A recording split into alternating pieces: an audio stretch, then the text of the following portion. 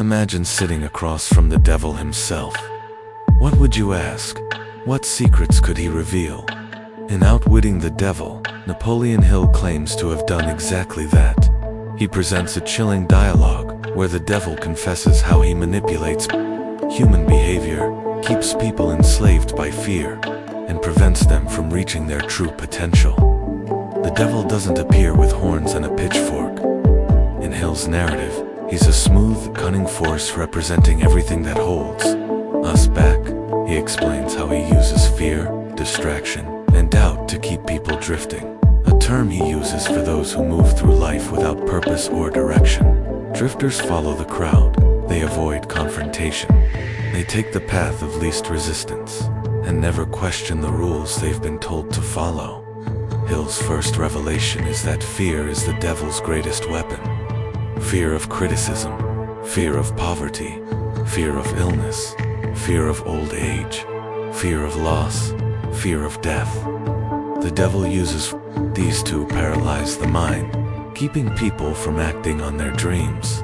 When someone hesitates because they're scared of what might go wrong, the devil wins. But it's not just fear.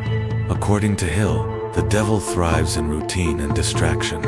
He loves when people obsess over entertainment, gossip, and the opinions of others. He wants you glued to your screen, comparing yourself to others, endlessly scrolling, consuming but never creating.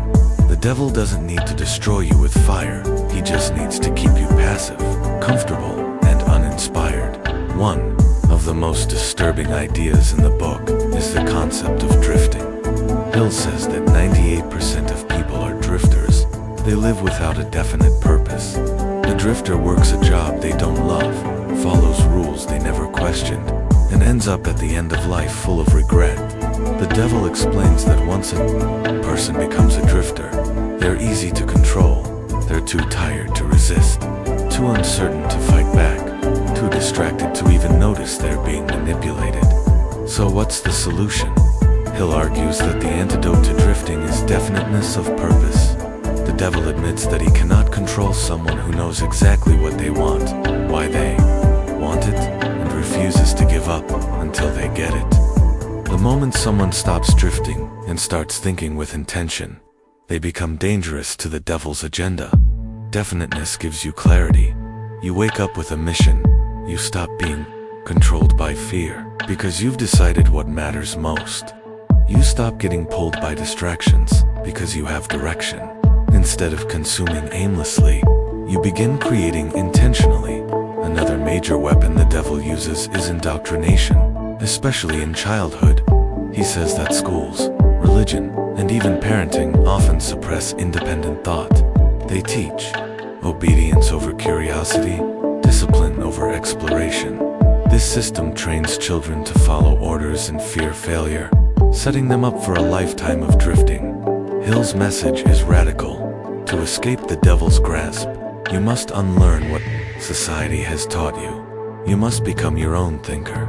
Take full responsibility for your actions, and pursue your goals with unwavering commitment.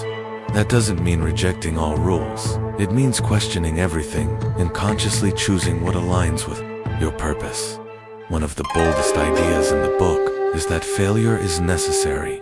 The devil admits that failure only helps those who refuse to be broken by it.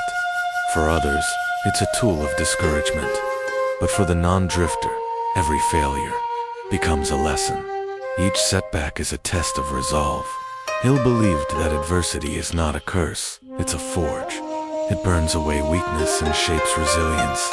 Hill also exposes how the devil manipulates people through organized religion and rigid education, not by what they teach, but by what they leave out. He claims these systems often promote fear-based thinking and discourage independent reasoning. Blind obedience becomes a virtue, while questioning the status quo is punished. So, what can you do? How do you resist the devil's control? Hill lays out several key strategies. First, develop a clear, definite purpose. What do you want from life? Be specific. Make it non-negotiable. Second, discipline your mind. Don't let fear, doubt, or distractions dominate your thinking. Practice self-awareness. Guard your attention like it's the most valuable thing you own, because it is. Third, surround yourself with empowering influences. Seek out people, environments, and habits that strengthen your purpose. Cut off the voices that breed fear, guilt, or shame. Fourth, use adversity as fuel. Don't curse your struggles. Study them. Learn from them. Let them make you stronger. Fifth, think for yourself. Don't adopt beliefs just because you were told to. Question everything. Build a worldview that serves your growth, not your limitations. One of the most empowering takeaways from Outwitting the Devil is that you have more control than you think. The devil can only manipulate those who surrender their minds. He's powerless against someone who thinks independently, acts with purpose, and refuses to drift. The devil even confesses that habit is one of his deadliest tools. He says once a person forms a bad habit, whether it's procrastination, negative self-talk, or self-sabotage, he no longer has to work hard to control them. The habit does the job. That's why forming good habits is essential. You're either building a life of freedom or a life of quiet slavery. One decision at a time. Hill's bold claim is that freedom doesn't come from external change. It comes from internal mastery. Conquer your mind, and you conquer the devil. Drift through life, and you serve his agenda. In the end, Outwitting the Devil is not a religious book. It's a psychological one. It challenges the reader to face their fears, question their beliefs, and stop living on autopilot. It dares you to define your purpose and defend it with everything you have. This isn't easy work. It requires courage. But as Hill reminds us, the cost of drifting is far greater than the pain of discipline. You can either live by design or by default. The choice is yours.